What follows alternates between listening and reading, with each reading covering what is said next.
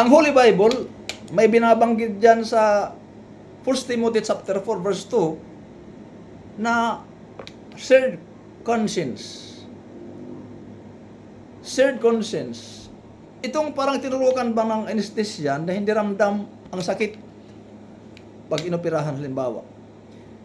Gaya ng nangyayari sa buhay nitong mga grabing corrupt, nagnakaw ng napakalaking halaga na flood control budget na hindi nila ramdam ang hiya.